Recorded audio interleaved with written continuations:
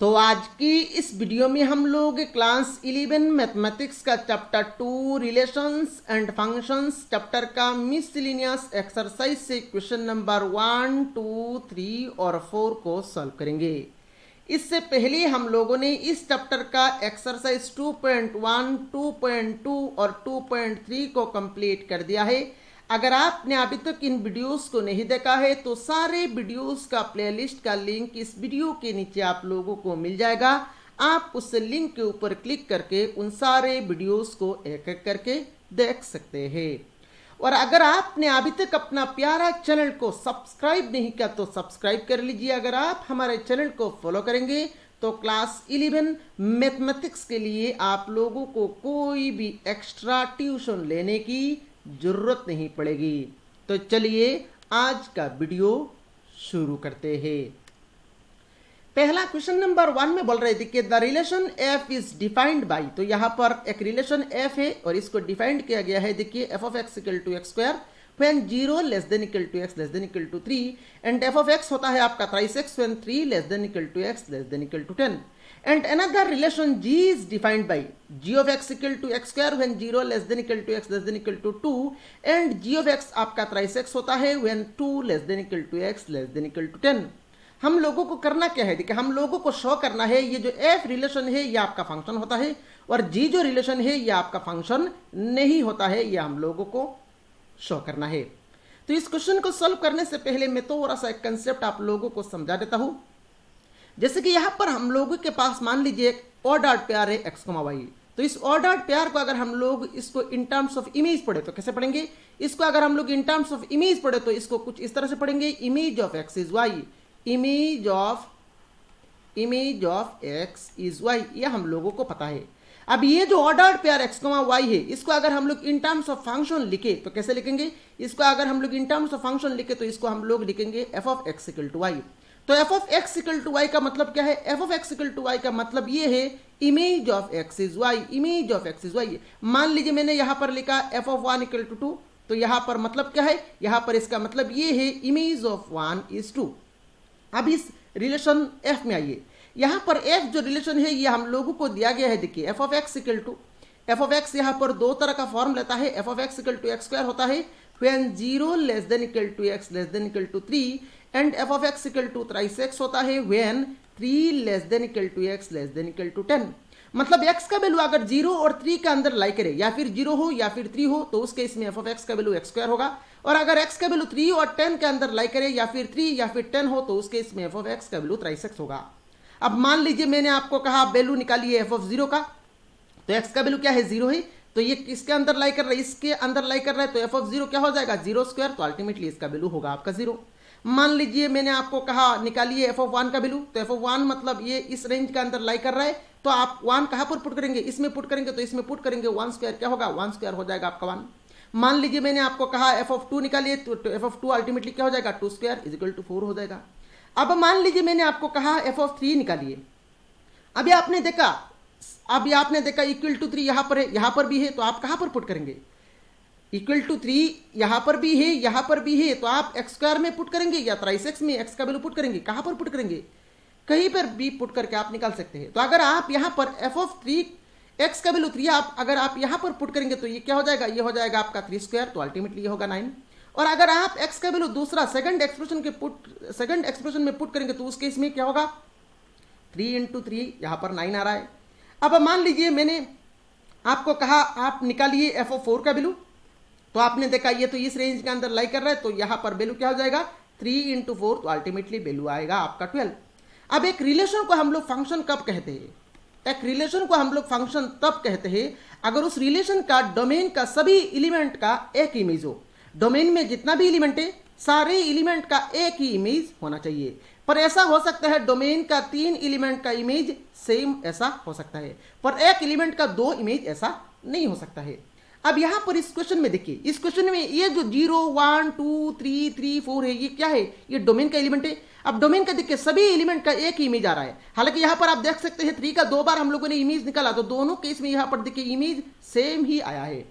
तो हम लोग कह सकते हैं ये जो फंक्शन है, इस फंक्शन का हर एक एलिमेंट, किसी भी एलिमेंट आप चूज करिए, बिटवीन 0 to 10 किसी भी एलिमेंट आप चूज करिए, किसी भी वैल्यू ऑफ एक्स आप लीजिए, हर एक केस में यहां पर एफ ऑफ एक्स का जो इमेज आएगा वो इमेज आपका यूनिक होगा। और इमेज क्योंकि इमेज यूनिक आया है, दैट मीन्स हम लोग बोल सकते हैं ये रिलेशन आपका एक फंक्शन है। तो इसका सोल्यूशन में हम लोग कैसे लिखेंगे? इसका सोल्यूशन में हम लोग लिखेंगे in 0 less than equal to X less than equal to 10। यहां पर हम लोगों ने क्या किया, पूरा इंटरवल को यहां पर एक साथ लगा दिया। 0 less than equal to X less than equal to 10 पूरा इंटरवल, दो इंटरवल को हम लोगों ने एक साथ ज्वाइन कर लिया। तो 0 less than equal to X less than equal to 10 F of X is always unique. क्या होता है, in this interval F of X का जो वैल्यू है ये आपका सब केस में यूनिक होता है। So therefore the relation F is a function. तो ये आपका फंक्शन हो गया। और मेरे ख्याल से यहां पर ये रिलेशन एफ किस तरह से फंक्शन हुआ है आप लोगों को समझ में आया होगा। अभी चलिए यहां पर जी में आइए। अब जी में देखिए सेम केस यहां पर आपको जी में चेक करना है, पर जी आपका फंक्शन नहीं होता है। क्यों नहीं होता है? अब जी में देखिए अगर हम लोग जी ऑफ 2 निकालेंगे, जी ऑफ 2 निकालेंगे तो 2 यहां पर देखिए यहां पर इक्वल टू है, यहां पर इक्वल टू है, तो आप कहां पर पुट करेंगे? दोनों केस में पुट करना है। तो पहला केस में अगर हम लोग पहला एक्सप्रेशन में पुट करेंगे तो जी ऑफ 2 क्या होगा, 2 स्क्वायर, और 2 स्क्वायर इक्वल टू अल्टीमेटली क्या आएगा, 4 आएगा। और सेकंड एक्सप्रेशन में अगर हम लोग जी ऑफ 2 मतलब एक्स का वैल्यू 2 पुट करेंगे तो इस केस में 3 इंटू 2 मतलब अल्टीमेटली क्या आएगा, 6 आएगा। तो एक बार देखिए 2 का इमेज 4 आ रहा है और एक बार आपका 2 का इमेज 6 आ रहा है। तो 2 का इमेज 2 हो रहा है, एक एलिमेंट का 2 इमेज नहीं हो सकता। तो क्योंकि यहां पर 2 का इमेज आपका यूनिक नहीं है, इसीलिए ही यहां पर ये जो जी रिलेशन है ये आपका फंक्शन नहीं होगा। तो यहां पर हम लोग इसमें लिखेंगे कैसे? यहां पर हम लोग लिखेंगे now G of 2 is equal to 4 and G of 2 equal to 6। G of 2 अगर फर्स्ट एक्सप्रेशन में हम लोग पुट करेंगे तो 4 आएगा एंड सेकंड एक्सप्रेशन में अगर हम लोग पुट करेंगे तो 6 आएगा। तो यहां पर अभी हम लोग लिखेंगे therefore image of 2 is not unique, image of 2 is not unique, hence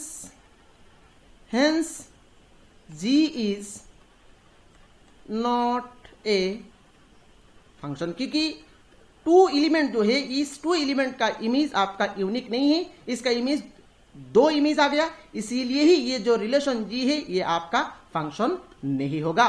तो ये हो गया आपका क्वेश्चन नंबर 1 का कंप्लीट सॉल्यूशन। और मेरे ख्याल से क्वेश्चन नंबर 1 का कंप्लीट सॉल्यूशन आप लोगों को समझ में आया होगा। चलिए नेक्स्ट क्वेश्चन नंबर 2 को सॉल्व करते हैं।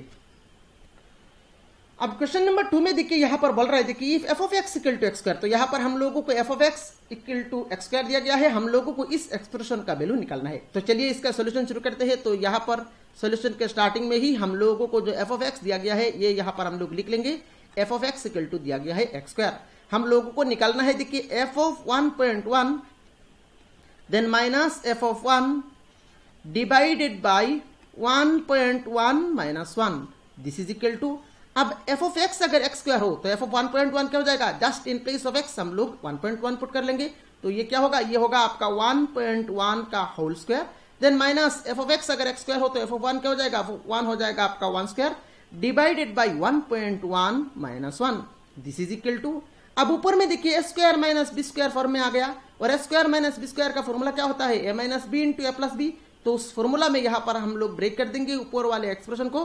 तो 1.1 माइनस 1 मतलब ए minus B into A plus B मतलब 1.1 प्लस 1 और डिवाइडेड बाई 1.1 माइनस 1। अभी देखिए 1.1 माइनस 1 ऊपर में भी है नीचे भी है, तो इसको हम लोगों ने काट दिया, रह गया है 1.1 प्लस 1। तो 1.1 प्लस 1 करेंगे तो ये हो जाएगा आपका 2.1। तो इस एक्सप्रेशन का वैल्यू फाइनली आया है 2.1। तो ये हो गया आपका क्वेश्चन नंबर 2 का कंप्लीट सॉल्यूशन।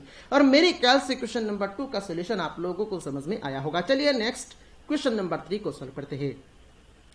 अब क्वेश्चन नंबर 3 में यहां पर देखिए हम लोगों को एक थोड़ा सा बड़ा एक फंक्शन दिया गया है और इस फंक्शन का क्या निकालना है, डोमेन निकालना है। तो थोड़ा सा बड़ा फंक्शन देख के आप डरिए मत, इसका सॉल्यूशन हम लोग जल्दी कर लेंगे। थोड़ा सा यहाँ पर बड़ा फंक्शन है पर इसका सॉल्यूशन आसान है, सिर्फ हम लोगों को डोमेन ही निकालना है, रेंज तो नहीं कहा गया है, सिर्फ डोमेन ही निकालना है। तो डोमेन ऑफ ए फंक्शन निकालना आसान है। तो थोड़ा सा यहाँ पर आप ध्यान से समझिएगा, मैं यहाँ पर आप लोगों को समझाऊंगा धीरे से। तो यहाँ पर देखिए हम लोगों को देखिए फंक्शन क्या दिया गया है, फंक्शन दिया गया है देखिए F of x equal to x square plus twice x plus 1 divided by x square minus 8x plus 12। तो अगर इस तरह का फंक्शन दे के अगर आपको कहा जाए डोमेन निकालना है आपको, तो कैसे निकालेंगे आप? पहले क्या करेंगे, डिनोमिनेटर जो एक्सप्रेशन है ऊपर वाले एक्सप्रेशन को आप रख दीजिए, जैसा है वैसा ही आपको रख दीजिए। ठीक है, आपको रखना है जैसा है वैसा ही रखना है। और डिनोमिनेटर में मतलब नीचे में जो एक्सप्रेशन है इसको आपको सिंप्लीफाई करना है। तो इसको आप कैसे सिंप्लीफाई करेंगे? इसको आप मिडिल टर्म फैक्टराइजेशन करके इसको सिंप्लीफाई करेंगे। तो इसको अगर आप मिडिल टर्म फैक्टराइज करेंगे तो यहां पर क्या आएगा, इसको मैं यहां पर मिडिल टर्म फैक्टराइज कर लेता हूं। मैं यहां पर क्या राफ क्यों करूंगा, यहां पर मेन में ही कर लेता हूं। एक्स स्क्वायर, अभी 12 इंटू 1 मतलब 12 को ब्रेक करके हम लोगों को 8 बनाना है। तो 12 को ब्रेक करके हम लोगों को 8 बनाना है। तो यहां पर देखिए 12 को हम लोग लिख सकते हैं 6 इंटू 2, तो 6 इंटू 2 12 और 6 प्लस 2 8 हो रहा है। तो यहां पर अभी हम लोग इन प्लेस ऑफ 8 हम लोग लिखेंगे माइनस, तो माइनस दे दिया। यहां पर हम लोग लिखेंगे 6 plus 2 of x then plus 12, this is equal to x square plus twice x plus 1। और नीचे देखिए अभी यहां पर हम लोग मल्टीप्लाई करेंगे, तो x square minus 6x then minus twice x plus 12, this is equal to x square plus twice x plus 1। अभी डिनोमिनेटर में यहां पर इन दोनों टर्म में कॉमन क्या आ रहा है, एक्स कॉमन आ रहा है। एक्स कॉमन ले लिया, रह गया है आपका एक्स माइनस 6। देन थोड़ा सा स्पेस देके यहां पर हम लोग एक्स माइनस 6 को लिख लेंगे और माइनस है माइनस दे दिया। अभी यहां पर एक्स को ट्वाइस एक्स बनने के लिए यहां पर हम लोगों को 2 देना है, तो 2 दे दिया। This is equal to x square plus twice x plus 1 divided by, देखिए एक्स माइनस 6 कॉमन है तो कॉमन ले लिया और रह गया है आपका एक्स माइनस 2। तो यहां पर फाइनली हम लोगों ने यहां पर मिडिल टर्म फैक्टराइजेशन कर लिया। अभी यहां पर आप डायरेक्टली अगर आप कर सकते हैं तो डायरेक्टली आप इस लाइन से इस लाइन को डायरेक्टली भी लिख सकते हैं, कोई मार्क आपका काटा नहीं जाएगा। आप डायरेक्टली अगर आप इस लाइन से इस लाइन को लिखेंगे तो भी यहां पर मार्क काटा नहीं जाएगा। और अगर आप डायरेक्टली लिखना आपको नहीं आता है तो उस केस में आप ऐसे सिंप्लीफाई करके आपको लिखना है। ठीक है, अभी यहां पर हम लोगों ने इस फंक्शन को तो सिंप्लीफाई कर लिया। अभी डोमेन कैसे निकालेंगे? डोमेन मैंने आपको बताया, domain is that set where the function is defined. मतलब हम लोगों को वो एक्स का वैल्यू निकालना है जिस एक्स में हम लोग ये फंक्शन को डिफाइन कर सकते हैं। और मैंने आपको बताया वो एक्स का वैल्यू तो ज्यादा होगा, मतलब ये फंक्शन एक्स का वैल्यू कौन सा एक्स का वैल्यू के लिए डिफाइन है, वो एक्स का वैल्यू तो ज्यादा होगा। तो हम लोगों को वो एक्स का वैल्यू निकालना है जिस एक्स का वैल्यू के लिए ये फंक्शन अनडिफाइंड है, वो एक्स का वैल्यू कम होगा। तो उल्टा प्रोसेस लगाएंगे हम लोग और वो एक्स का वैल्यू निकालेंगे जिस एक्स के लिए ये फंक्शन अनडिफाइंड होता है। तो आप देखिए ये जो फंक्शन है इस फंक्शन कब अनडिफाइंड होगा, ये फंक्शन जो है ये फंक्शन कब अनडिफाइंड होगा? अगर हम लोग देखिए ऊपर में तो कुछ भी वैल्यू आप पुट कर सकते हैं। अगर नीचे आपने एक्स का वैल्यू 6 पुट कर लिया तो इस केस में देखिए 6 माइनस 6 यहां पर 0 हो जाएगा और यहां पर 6 माइनस 2 4, तो 0 इंटू 4 अल्टीमेटली नीचे क्या हो जाएगा, 0 हो जाएगा। और आपको पता है एनी नंबर, मान लीजिए 5 डिवाइडेड बाई 0, तो 5 डिवाइडेड बाई 0 किसी भी नंबर को आप 0 से डिवाइड नहीं दे सकते। मतलब किसी भी नंबर डिवाइडेड बाई 0 क्या है, ये अल्टीमेटली क्या है, ये अल्टीमेटली अनडिफाइंड है, ये अल्टीमेटली अनडिफाइंड है। मतलब any number divided by 0, any non zero number divided by 0 undefined है। अब ये आप कहेंगे कैसे अनडिफाइंड हो गया? अब देखिए मान लीजिए आपको 6 डिवाइडेड बाई 2 करना है। अभी बहुत सारे स्टूडेंट्स यहाँ पर हंस रहे हैं, 6 डिवाइडेड बाई 2 तो हम लोग चुटकी में कर सकते हैं, पर 6 डिवाइडेड बाई 2 करने के लिए हम लोग क्या करते हैं, डिनोमिनेटर में जो नंबर है उसका हम लोग टेबल याद करते हैं। जैसे कि डिनोमिनेटर में यहाँ पर 2 आया है तो 2 का टेबल हम लोग कहेंगे 2 into 1 2, then 2 into 2 4, then 2 into 3 2 into 3 6। तो यहां पर 2 के साथ जब हम लोगों ने 3 को गुना किया तो 6 मिल गया। दैट मीन्स यहां पर इसका आंसर हम लोग लिख लेंगे 3। अब यहां पर 5/0 में आइए, 5/0 में आइए तो 0 से हम लोगों को 5 को डिवाइड देना है। तो 0 का टेबल याद करेंगे, 0 इंटू 1 0, 0 इंटू 2 0, 0 इंटू 3 0। अब 0 के साथ कोई भी नंबर आप गुना करिए, 0 के साथ कोई भी नंबर आप गुना करिए, अल्टीमेटली क्या आएगा, 0 ही आएगा। हम लोगों को आना क्या चाहिए, 5 आना चाहिए, तो 5 तो नहीं आ रहा है, कभी भी नहीं आएगा। दैट मीन्स इसीलिए ही ये any non zero number divided by 0 undefined होता है। मेरे ख्याल से यहां पर any non zero number divided by 0 undefined कैसे हुआ आप लोगों को समझ में आया होगा। अभी यहां पर ये जो पूरा फंक्शन है ये कब अनडिफाइंड होता है, जब हम लोग x के प्लेस में 6 पुट करते हैं तब अनडिफाइंड होता है। और अगर आपने x का वैल्यू में अगर x के प्लेस में अगर आप 2 पुट कर लिया तो ये वैल्यू क्या हो जाएगा, ये हो जाएगा आपका -4, पर यहां पर क्या हो जाएगा, यहां पर 0 हो जाएगा। और इस केस में देखिए -4 इंटू 0 अल्टीमेटली डिनोमिनेटर में 0 हो जाएगा। दैट मीन्स ये पूरा एक्सप्रेशन कब अनडिफाइंड होता है, ये पूरा एक्सप्रेशन अनडिफाइंड तब होता है अगर आपने x का वैल्यू 6 पुट किया और अगर आपने x का वैल्यू 2 पुट कर दिया। दैट मीन्स आप इस एक्सप्रेशन में, ये पूरा एक्सप्रेशन में आप 6 नहीं पुट कर सकते, आप 2 भी नहीं पुट कर सकते। तो 6 और 2 को छोड़ के आप किसी भी रियल नंबर पुट कर सकते हैं। तो किसी भी रियल नंबर के लिए ये फंक्शन डिफाइंड है, पर 2 और 6 के लिए ये फंक्शन आपका अनडिफाइंड है। तो 2 और 6 हम लोग पुट नहीं कर सकते। दैट मीन्स अल्टीमेटली ये फंक्शन का डोमेन क्या हो गया, ये फंक्शन का डोमेन हो गया ऑल रियल नंबर एक्सेप्ट, मतलब यहां पर रियल नंबर से हम लोगों को 2 और 6 को हटा देना है। तो ये माइनस का सिंबल है, ठीक है। तो r माइनस 2,6 मतलब सभी रियल नंबर का वैल्यू हम लोग पुट कर सकते हैं, पर 2 और 6 पुट नहीं कर सकते। तो ये हो गया हमारा डोमेन। तो अभी यहां पर हम लोग लिखेंगे, यहां पर कॉमा देके यहां पर लिख लेंगे which is undefined for x equal to 6,2. Therefore domain of the function is all real number minus 2,6। तो ये हो गया आपका क्वेश्चन नंबर 3 का कंप्लीट सॉल्यूशन। और मेरे ख्याल से ये क्वेश्चन का सॉल्यूशन आप लोगों को समझ में आया होगा। और अभी आप मेरे ख्याल से इस तरह का फॉर्म का अगर कोई भी क्वेश्चन आपको दिया जाए, आप उस क्वेश्चन का सॉल्यूशन चुटकी में सॉल्व कर लेंगे। चलिए नेक्स्ट क्वेश्चन नंबर 4 को सॉल्व करते हैं। क्वेश्चन नंबर 4 में यहां पर देखिए हम लोगों को एक फंक्शन दिया गया है f(x) = √(x-1). इस फंक्शन का देखिए डोमेन और रेंज दोनों निकालना है, डोमेन भी निकालना है और रेंज भी निकालना है। और ये किस तरह का फंक्शन है, ये एक रियल फंक्शन है। तो चलिए यहां पर पहले तो इसका डोमेन निकालेंगे, उसके बाद हम लोग इसका रेंज भी आराम से निकालेंगे। थोड़ा सा ध्यान से आपको समझना है। देखिए डोमेन और रेंज ये टॉपिक थोड़ा सा हाई लेवल टॉपिक है, इसको आपको ध्यान से समझना है। अगर आपने ध्यान से समझ लिया तो आप आराम से सॉल्व कर पाएंगे, अगर कंसेप्ट आपको समझ में आ गया। अभी यहां पर हम लोगों को फंक्शन क्या दिया गया है, देखिए यहां पर हम लोगों को f(x) दिया गया है √(x-1). अभी इस फंक्शन का डोमेन हम लोगों को निकालना है। अभी क्योंकि ये फंक्शन रियल वैल्यूड फंक्शन है, दैट मींस इस फंक्शन को रियल बनाने के लिए ये √ओवर के अंदर जो एक्सप्रेशन है, √ओवर के अंदर क्या एक्सप्रेशन है x-1, ये x-1 का वैल्यू हमेशा क्या होना चाहिए, पॉजिटिव होना चाहिए। तब जाके √over of positive ultimately positive होगा। पर अगर x-1 का वैल्यू निगेटिव हो गया तो √ओवर ऑफ नेगेटिव इमेजिनरी हो जाएगा। दैट मीन्स हम लोग कह सकते हैं f(x) is defined if x-1 greater than 0। और अगर x-1 का वैल्यू 0 हो गया तो √ओवर ऑफ 0 इक्वल टू क्या होगा, 0 होगा। दैट मीन्स ये भी केस पॉसिबल है। तो यहां पर हम लोग लिख लेंगे ग्रेटर देन और इक्वल टू 0। तो अभी यहां पर हम लोग सोल्यूशन के स्टार्टिंग में ही हम लोग लिखेंगे since x is real, so x-1 must be greater than equal to 0. Since x is real, so x-1 must be greater than equal to 0. So this implies x greater than equal to 1. अभी यहां पर x real बोलने से यहां पर काम नहीं हो रहा है। यहां पर f(x) to be real, यहां पर आप इस लाइन को थोड़ा सा चेंज कर दीजिए।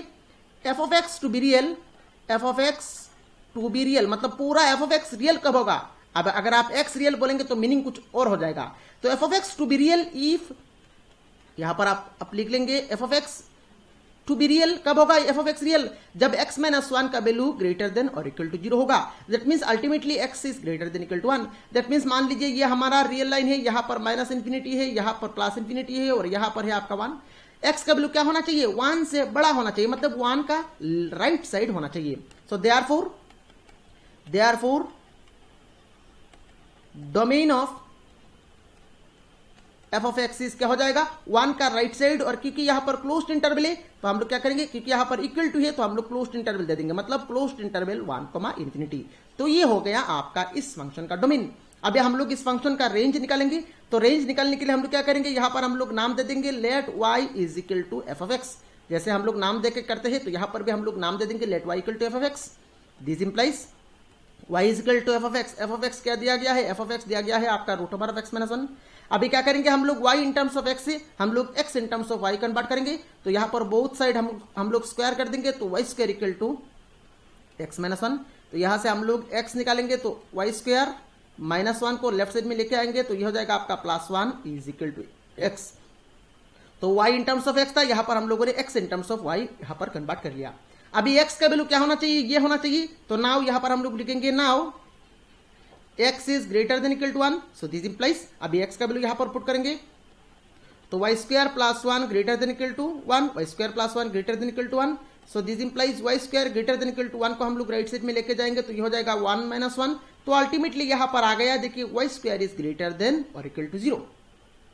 अब देखिए square of a number greater than equal to 0 का मतलब क्या है, मतलब स्क्वायर ऑफ ए नंबर, मान लीजिए s square is greater than और इक्वल टू 0, तो square of a number positive का मतलब क्या है, square of a number positive का मतलब है आइदर ये नंबर पॉजिटिव और ये नंबर नेगेटिव। जैसे कि देखिए 2 स्क्वायर क्या होता है 4 और ये पॉजिटिव है।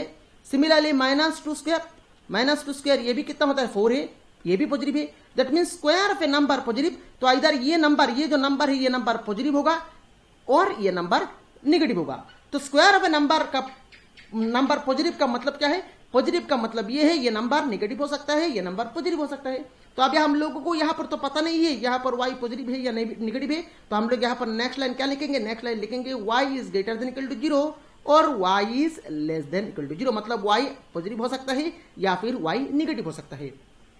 अब देखिए अगर y नेगेटिव हो गया तो इस लाइन में आइए, y नेगेटिव मतलब लेफ्ट साइड नेगेटिव है, left side negative is equal to root over of x minus 1, left side कोई भी वैल्यू आप नेगेटिव कोई भी वैल्यू आप रख लीजिए, लेफ्ट साइड नेगेटिव हम लोग मान रहे हैं और राइट साइड में क्या है root over of x minus 1। अब x का वैल्यू यहां पर कौन सा वैल्यू पुट करेंगे तो ये एक्सप्रेशन नेगेटिव होगा, x का ऐसा कोई भी वैल्यू नहीं है जिस वैल्यू के लिए ये वैल्यू आपका नेगेटिव होगा। दैट मीन्स x का ऐसा कोई भी वैल्यू नहीं है जिस वैल्यू के लिए ये साइड आपका नेगेटिव होगा, दैट मीन्स y भी आपका नेगेटिव नहीं हो सकता। तो यहां पर अभी हम लोग लिखेंगे बट y